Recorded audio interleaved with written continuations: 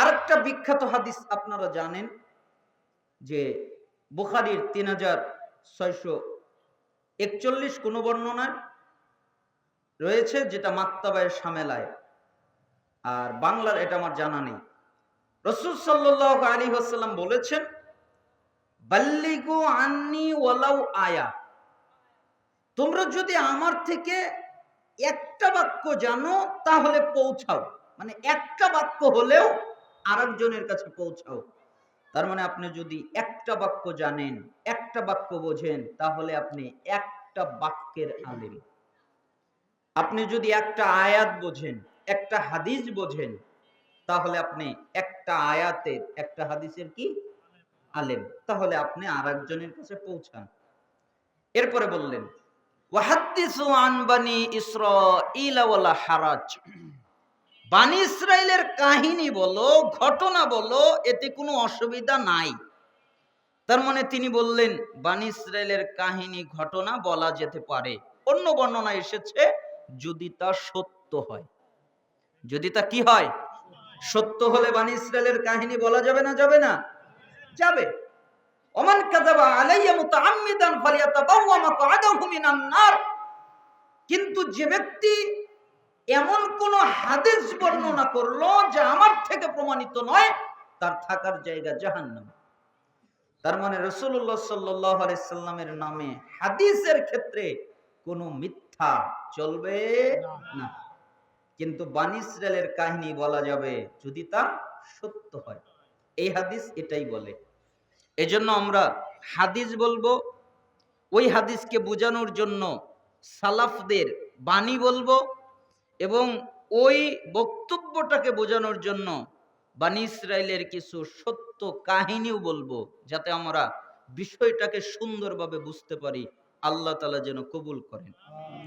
আমি আপনাদের এবং আমাদের আন্তরিকতা, অন্তরকে শুদ্ধ করা এবং অন্তরকে পরিশুদ্ধ করার জন্য কয়েকটা হাদিস বলার ইচ্ছা পোষণ করেছি। দেখি আল্লাহ সুবহানাহু ওয়া তাআলা কতটুকু কবুল করেন। যে হাদিসটা, সেটা হলো বুখারীর ৬৪৬৩ নম্বর হাদিস। এই হাদিসটা একটা আশ্চর্যজনক হাদিস। কেন? যে সাহাবীরা যখন এই হাদিসটা বর্ণনা করতেন, তখন অধিকাংশ সাহাবী কেঁদে দিতেন। আবু হুরায়রা রাদিয়াল্লাহু আনহু তিনি বর্ণনা করেছেন, তিনি কাঁদতেন, তার চক্ষু দিয়ে টস টস করে পানি পড়তো, আর তখন তিনি এই হাদিসটি বর্ণনা করেছেন। একদিন রাসূল সাল্লাল্লাহু আলাইহি ওয়াসাল্লাম, বুখারীতে এসেছে রাসূল সাল্লাল্লাহু আলাইহি ওয়াসাল্লাম বলেছেন, আর মুসনাদে আহমদে এই একই হাদিস বর্ণনাটা এভাবে এসেছে যে আল্লাহ রাসূল সাল্লাল্লাহু আলাইহি সাল্লাম বের হয়ে আসলেন, এরপরে সাহাবীদেরকে ডাকলেন, এরপরে তাদের একত্রিত করলেন, এরপরে তাদের আহ্বান করলেন, এরপরে তাদেরকে বললেন, আমি তোমাদেরকে কিছু কথা বলবো, তোমরা তা মনোযোগ দিয়ে শুনবে। তখন সাহাবীদের ভিতরে নিস্তব্ধতা বিরাজ করলো, তারা কোনো কথা বলছে না, একদম নিশ্চুপ হয়ে গেছে, শান্ত হয়ে গেছে, কোনো সাউন্ড নেই, কোনো কথা নেই, কোনো আনাগোনা নেই, কিচ্ছু নেই। কেন? রাসূল সাল্লাল্লাহু আলাইহি সাল্লাম বলেছেন তোমরা চুপ থাকো। তাই তারা চুপ হয়ে গেছে, তাদের মধ্যে কোনো কথাবার্তা নেই, কোনো সাউন্ড নেই। তখন রাসূল সাল্লাল্লাহু আলাইহি সাল্লাম বললেন, সাহাবীরা শোনো, লা ইউনাজ্জি আহাদাম মিনকুম আমালু, তোমাদের কারো আমল, তোমাদের কারো ইবাদত, তোমাদের কারো কর্ম, তার মানে তোমাদের সালাত, তোমাদের সিয়াম, তোমাদের যাকাত, তোমাদের হজ, তোমাদের উমরা, তোমাদের কোরআন তেলাওয়াত, তোমাদের জিকির আজকার তোমাদেরকে জান্নাতে নিতে পারবে না। বাক্যটা কঠিন হয়ে গেল না? কঠিন বাক্য। সাহাবীরা স্তব্ধ, কোনো কথা নেই, একদম স্তব্ধ হয়ে গেছেন। রাসূল সাল্লাল্লাহু আলাইহি ওয়াসাল্লাম বলে কি? সালাত আদায় করি জান্নাতে যাওয়ার জন্য, জাহান্নাম থেকে বাঁচার জন্য, এইগুলো নাকি আমাদের বাঁচাবে না, তা কি হবে? তাই সাহাবীরা কোনো কথা নেই। তো একজন সাহাবী রাসূল সাল্লাল্লাহু আলাইহি সাল্লামকে বললেন, ওয়ালা আনতা ইয়া রাসূলুল্লাহ, হে আল্লাহর রাসূল, আপনিও কি না? মানে আমাদের জন্যই কি এই বিধান, নাকি আপনার জন্যও?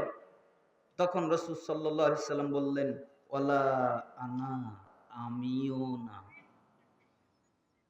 কে না? আমিও না। এই কথা যখন বললেন, সাহাবীরা তখন হাউমাউ করে কান্নাকাটি শুরু করলেন। কোন সাহাবী অজ্ঞান হয়ে গেলেন, কোন সাহাবীরা হাউমাউ করে কান্না শুরু করলেন। হায় হায় হায়, আমার রাসূলের হবে কি? আমার রাসূলের হবে কি? হায় হায় হায়, আমার রাসূলের হবে কি? নিজের কোনো চিন্তা নাই, রাসূলের হবে কি? তখন রাসূল সাল্লাল্লাহু আলাইহি ওয়াসাল্লাম বললেন, এই সাহাবীরা শোনো, তোমাদের জন্য সুসংবাদ আছে। কি সুসংবাদ? ইল্লা আন ইয়াতাগাম্মাদানি আল্লাহু বিরহমাতিন, আল্লাহ তাআলা আমাকে তার রহমত দ্বারা আবৃত করে রেখেছে, আমি আল্লাহর রহমত দিয়ে মুক্তি পেয়ে যাব। কি দিয়ে মুক্তি পেয়ে যাবে? রহমত। এরপরে তিনি বললেন, তোমরা তোমাদের আমল ছেড়ে দেবে এরকম নয়। সাদ্দিদু ওয়াকারিবু ওয়াগদু ওয়া রূহু ওয়া শাইউম মিনাদ দুলজা ওয়াল কসদা তাবলুগু। শোনো, তোমরা চেষ্টা করতে থাকো, তোমরা সালাত আদায় করো, তোমরা সিয়াম পালন করো, তোমরা যাকাত দাও, তোমরা হজ করো, আরো যত ইবাদত আছে সব করো, তোমরা চেষ্টা করতে থাকো, তোমরা আল্লাহর নৈকট্য লাভ করতে থাকো। যেভাবে আল্লাহর নৈকট্য লাভ করা যায় ওইভাবে আল্লাহর নৈকট্য লাভ করতে থাকো। তোমরা সকালে আল্লাহকে ডাকো, তোমরা সন্ধ্যায় আল্লাহকে ডাকো, তোমরা রাতের শেষ অংশে আল্লাহকে ডাকো। কোরআন সুন্নায় যা আছে এটা হলো মধ্যম পন্থা। মধ্যম পন্থা অবলম্বন করো।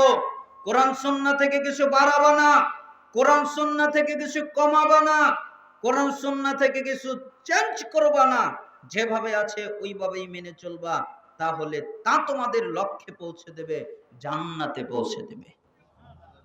এই জন্য ইমাম ইবনে রজব হাম্বলি রহিমাহুল্লাহ তিনি এই হাদিসটার ব্যাখ্যা করতে গিয়ে কোরআন এবং হাদিস দিয়ে তিনি প্রমাণ করেছেন প্রত্যেকটা মানুষের আমলের সাথে দুইটা জিনিস লাগবে। যদি দুইটা জিনিস না থাকে ওই আমল দিয়ে কেউ নাজাত পাবে না। কয়টা জিনিস লাগবে? দুইটা। এক, আল্লাহর রহমত। কি লাগবে? আল্লাহ যদি আপনার উপরে রহমত না করে আপনার ইবাদত দিয়ে বাঁচবেন? দুই, কবুলিয়াত। আল্লাহ যদি আপনার ইবাদত কবুল না করে আপনি বাঁচবেন? আচ্ছা, আপনাদের ধারণা কেমন একটু বুঝি। আচ্ছা বলেন তো, সুবহানাল্লাহ বললে নেকি হয় না কবুল হলে নেকি হয়? এতদিন কি জানতেন? বললেই হয়, তাই না? আচ্ছা বলেন তো, সালাত আদায় করলে নেকি হয় না সালাত আদায় করার পর কবুল হলে নেকি হয়? দান করলে নেকি হয় না দান কবুল হলে নেকি হয়? হজ করলে নেকি হয় না হজ কবুল হলে নেকি হয়? প্রত্যেকটা ইবাদত কবুল হলে নেকি হয়? কবুলিয়াত লাগবে। এজন্য আপনার ইবাদতের সাথে দুটি জিনিস লাগবে। একটা হলো আল্লাহর দয়া, আর একটা হলো কবুলিয়াত। আপনার ইবাদত যদি কবুল হয় আর আল্লাহ যদি আপনার উপরে দয়া করে তাহলে আপনি নাজাত পাবেন। কিন্তু আপনার ইবাদত যদি কবুল না হয় আর আল্লাহ তাআলা যদি আপনার উপরে দয়া না করে আপনি আপনার ইবাদত দিয়ে নাজাত পাবেন না। এজন্য নিজেকে নিয়ে তো বাড়াবাড়ি করিয়েন না, নিজেকে নিরাপদ মনে করিয়েন না যে আমি নিরাপদ, আমার কোনো ভয় নাই। কেন? আমি সালাত আদায় করি, আমি সিয়াম পালন করি, আমি হজ করি, আমি দান করি, আমাকে কে ঠেকায়? আমি তো নিরাপদ। এরকম কখনো মনে করবেন না। সব সময় ভাববেন আমার যেন কি হয়। কিভাবে?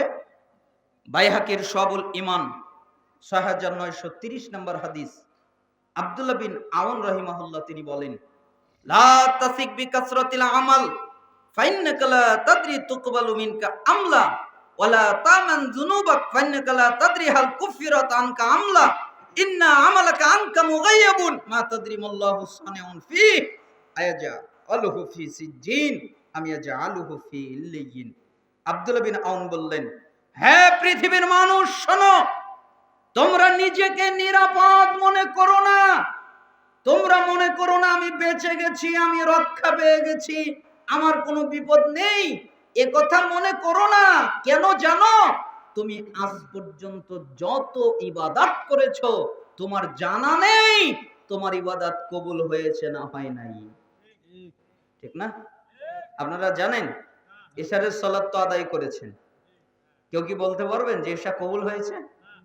অথবা আজ পর্যন্ত যত ইবাদত করেছেন বলতে পারবেন যে আমার এই সব ইবাদত কবুল হয়েছে? একথা বলার ক্ষমতা আপনার আমার নাই। এরপরে তিনি বললেন, শোনো, নিজের ব্যাপারে নিরাপত্তায় ভোগো না। কেন? তুমি যে পাপ করেছো, তুমি যে অন্যায় করেছো, তুমি যে অপরাধ করেছো, পাপ থেকে আল্লাহর কাছে মাফ চেয়েছো, আল্লাহর কাছে ক্ষমা চেয়েছো, আল্লাহর কাছে তওবা করেছো, আল্লাহ তোমাকে ক্ষমা করেছে কিনা এটাও তো তোমার জানা নাই, তাই না?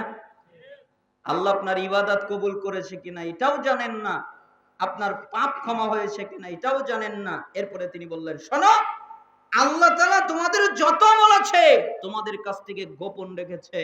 তোমাদের সাথে কি আচরণ করবে এটা তোমাদের জানা নাই।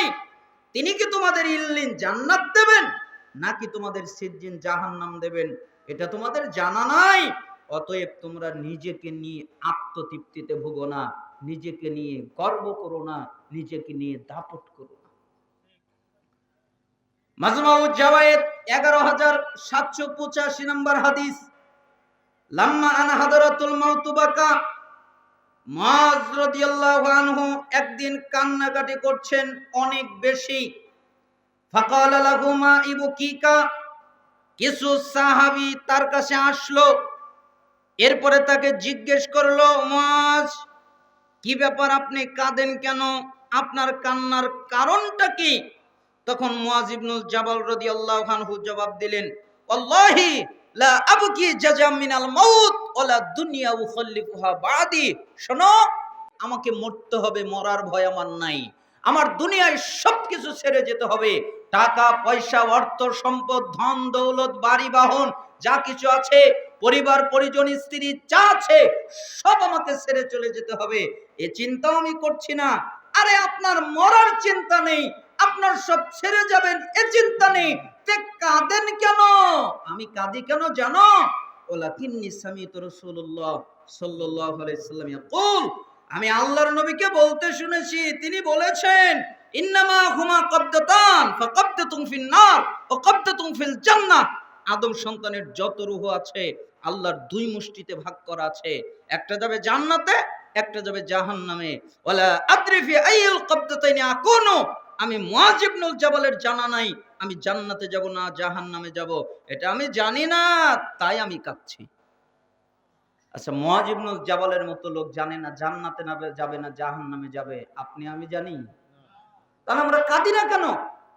আমাদের কাঁদা ফরজ, আমাদের কাঁদাটা জরুরি। আজকের আলোচনার দ্বিতীয় হাদিস, এই হাদিসটাকে বলা হয় জিবরাইলের নসিহত। কেন জিবরাইলের নসিহত? আপনাদের কষ্ট হচ্ছে না তো? বেশি ভয় পায়েন না, 7 তারিখ পার করব না।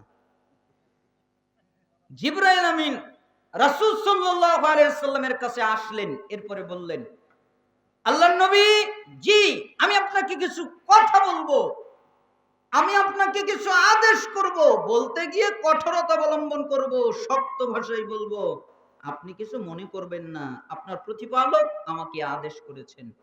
আচ্ছা ঠিক আছে, আপনি যা বলবেন তাই বলেন। তখন মুহাম্মদ সাল্লাল্লাহু আলাইহি সাল্লাম বললেন, মুহাম্মদ সাল্লাল্লাহু আলাইহি সাল্লামকে জিবরাইল আমিন বললেন, ইয়া মুহাম্মদ, হে মুহাম্মদ, ইসমা শিতা ফাইন্নাকা মাইতুন, শুনেন, আপনি যতদিন খুশি জীবন যাপন করেন, কোনো অসুবিধা নাই, কিন্তু মনে রাখেন আপনি মৃত্যুবরণ করবেন।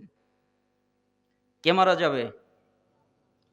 মুহাম্মদ সাল্লাল্লাহু আলাইহি সাল্লাম, যার কাছে জিবরাইল আমিন আসলেন, মালাকুল মউত আসলেন, আল্লাহর নবী আমি মৃত্যুর ফেরেশতা। আর জিবরাইল আলাইহিস সালামকে তো আল্লাহর নবী চেনেন, মৃত্যুর ফেরেশতাকে কোনোদিন দেখেননি। মৃত্যুর ফেরেশতা তার চৌকাঠের সামনে এসে বললেন, আসসালামু আলাইকুম, আল্লাহর নবী আমি আসতে পারি কি? মালাকুল মউত কারো কাছে কোনোদিন অনুমতি নেয়নি, মুহাম্মদ সাল্লাল্লাহু আলাইহি সাল্লামের কাছে অনুমতি চাচ্ছে, আমি কি আসতে পারি? আচ্ছা ঠিক আছে, আপনি আসেন। আল্লাহ তাআলা বলেছেন, আপনি যদি যেতে চান আপনাকে নিয়ে যেতে, আপনি যদি থাকতে চান আপনাকে রেখে যেতে। আচ্ছা, আমি যদি নিয়ে যাওয়ার কথা বলি তুমি কি করবে? আমি রুহুটা কবজ করব। আর যদি আমি থাকতে চাই, আপনাকে রেখে যাব। এই জিবরাইল, তুমি বলো তো আমি কি করব? আল্লাহর নবী সাল্লাল্লাহু আলাইহি সাল্লাম, আল্লাহ আপনার জন্য অপেক্ষা করছেন আপনার সাথে সাক্ষাৎ করার জন্য। কি করবেন আপনার ব্যাপার, তবে আল্লাহ আপনার জন্য অপেক্ষা করছে, আপনার সাথে সাক্ষাৎ করবে দেখে আপনার অপেক্ষায় আছে। তখন মুহাম্মদ সাল্লাল্লাহু আলাইহি সাল্লাম বললেন, আচ্ছা ঠিক আছে। যার থাকার অনুমতি ছিল দুনিয়ায়, তিনি দুনিয়ায় টিকতে পারেননি, এজন্য আল্লাহ তাআলা আয়াত নাযিল করেছেন, ইন্নাকা মাইয়িতুন ওয়া ইন্নাহুম মাইয়িতুন। হে নবী, আপনিও মারা যাবেন, তারাও মারা যাবে। তো নবী যদি মারা যায়, পৃথিবীর মধ্যে কোনো পুরুষ নারী কি জীবিত থাকতে পারবে? সবচেয়ে দামি মানুষ, সবচেয়ে সম্ভ্রান্ত মানুষ, সবচেয়ে সম্মানিত মানুষ, তিনি মারা যাবে। তাহলে আপনার দাপট কিসের? আপনার ক্ষমতা কিসের? আপনার মোবাইলটা অনেক দামি তাই দাপট, আপনার ঘড়িটা অনেক দামি তাই দাপট, আপনার আসবাবপত্র, জামা কাপড় এগুলো অনেক দামি তাই দাপট। শোনেন, যেদিন আপনি মৃত্যুবরণ করবেন, আপনার যা কিছু আছে সবকিছুর মালিকানা অন্য কেউ হবে।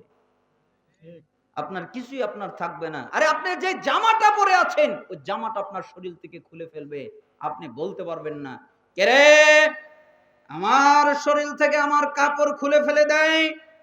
আপনাকে চতুর্দিক থেকে ঘেরাও করে গোসল দেওয়া হবে, আপনি একবারের জন্য বলতে পারবেন না, পানিটা গরম হয়ে গেছে, আর একটু ঠান্ডা হলে ভালো হতো।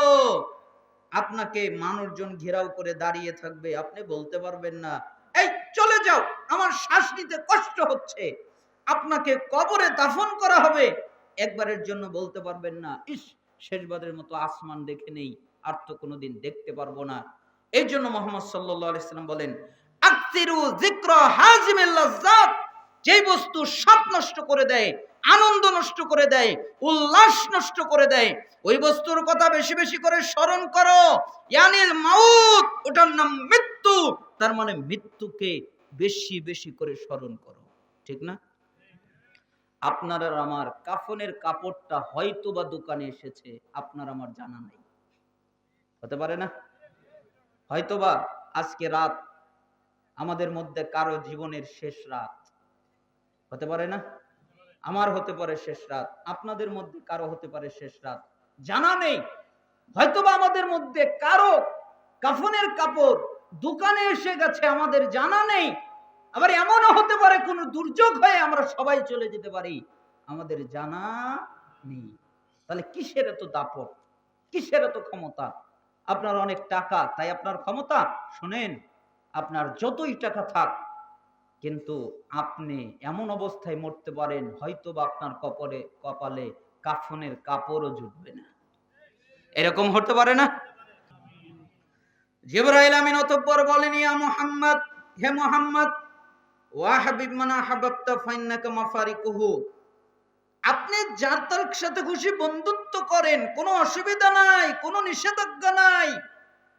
আপনার বন্ধু হতে পারে পুরুষ ব্যক্তি, আপনার বন্ধু হতে পারে নারী ব্যক্তি, আপনার বন্ধু হতে পারে টাকা পয়সা, অর্থ সম্পদ, বাড়ি গাড়ি বাহন, এগুলো আপনার বন্ধু হতে পারে।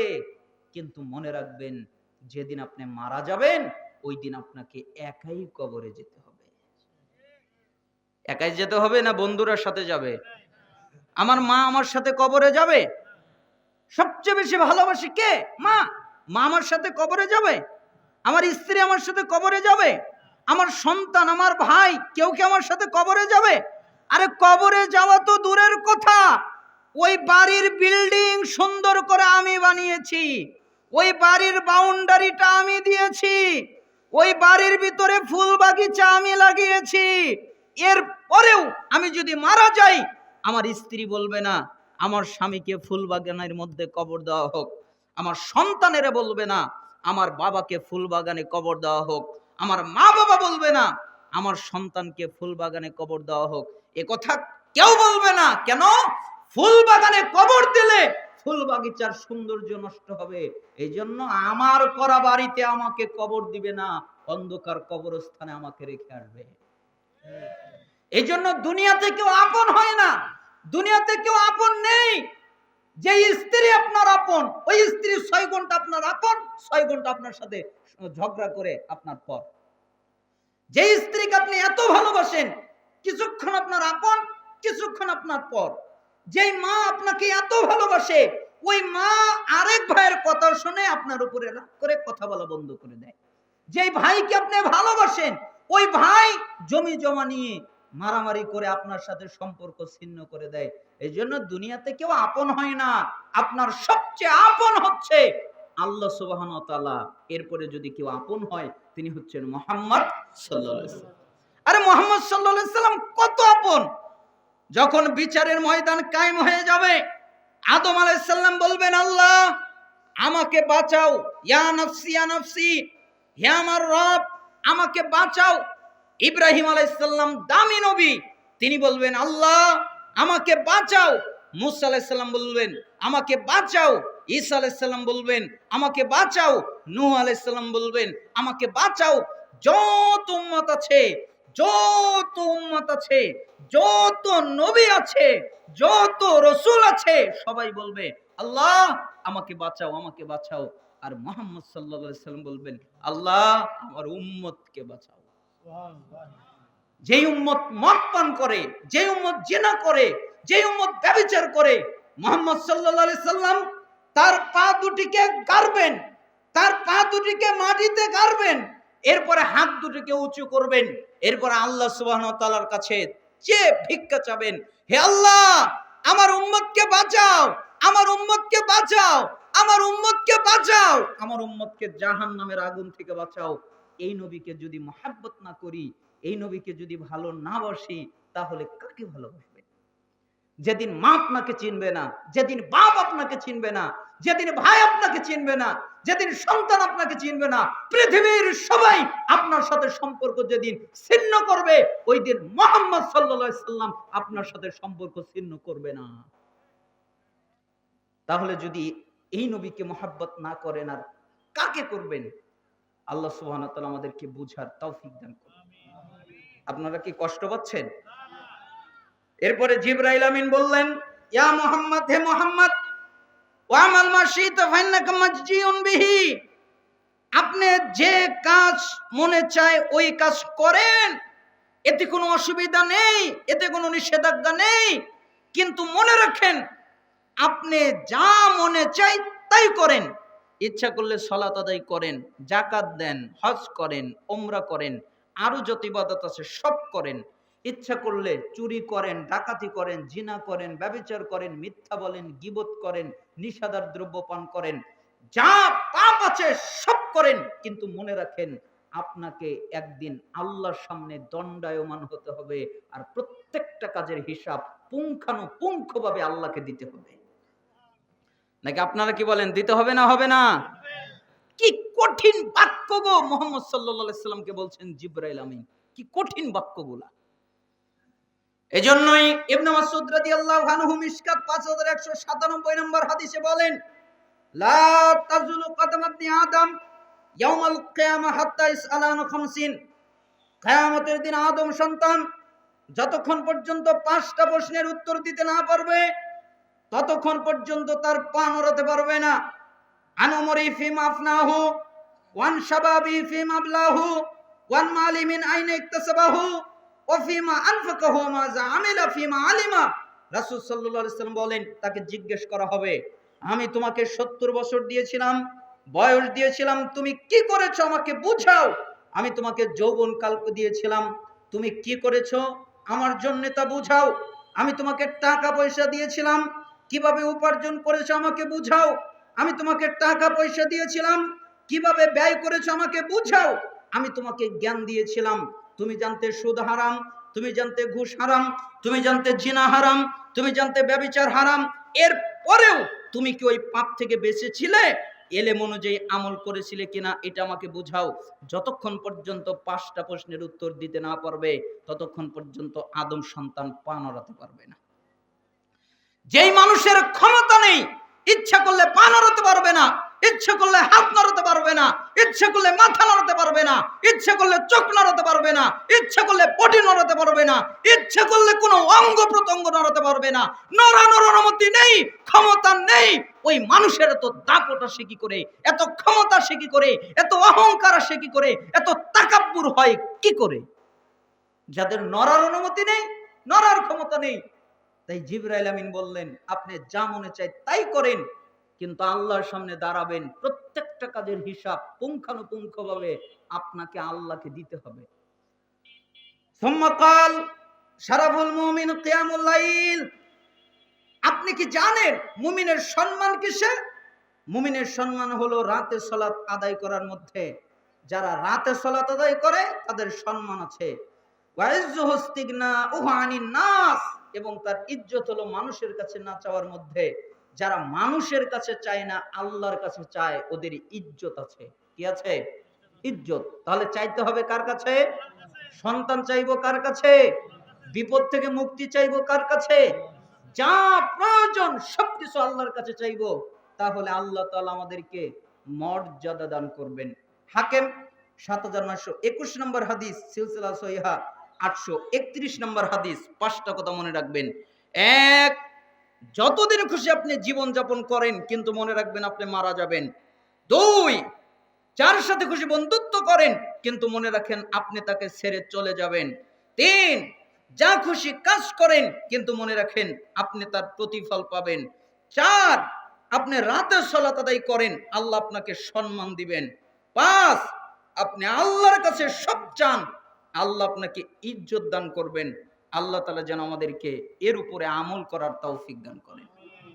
আপনারা কখনোই হতাশ হবেন না। জীবনে অনেক গুনাহ করেছেন, অনেক পাপ করেছেন, এরপরেও আল্লাহর কাছে ক্ষমা চান, আল্লাহ ক্ষমা করবে না? কি বলেছেন আল্লাহ তাআলা? লা তাকনাতু মির রাহমাতিল্লাহ, তোমরা আমার রহমত থেকে কি হয়ো না, নিরাশ হয়ো না। একটা বানি ইসরায়েলের কাহিনী মনে পড়ে গেল। হাদিসের মধ্যে আছে না, আমরা পড়েছি না আগে, যে বানি ইসরায়েলের কাহিনী বলো, এতে কোনো অসুবিধা নাই। মুসা আলাইহিস সালামের সময়ের একটা বাণী, একটা কাহিনী। একটা যুবক ছিল বানি ইসরায়েলের মধ্যে, একটা এলাকার মধ্যে, একটা শহরের মধ্যে। ওই যুবকটা অনেক বেপরোয়া ছিল। জিনা করত, ধর্ষণ করত, নিশাদার দ্রব্য পান করত, মানুষকে হত্যা করত, কতল করত, মানুষের উপরে জুলুম করত, অত্যাচার করত। টকবগে যুবক, অনেক শক্তির অধিকারী, তাই মানুষের উপরে অত্যাচার করত, অনেক কিছু করত। এমন কোনো পাপ নাই যা করে নাই। কিন্তু হঠাৎ করে একদিন অসুস্থ, মানে দুর্বল হয়ে যায়। অসুস্থ হয়ে কি হয়ে যায়? দুর্বল। তাই তাকে এলাকাবাসী দেখে যে এ তো দুর্বল হয়ে গেছে, তাই এলাকাবাসী তাকে কি করে দেয়? এলাকা থেকে বের করে দেয়। এলাকা থেকে কি করে দেয়? বের করে দেয়।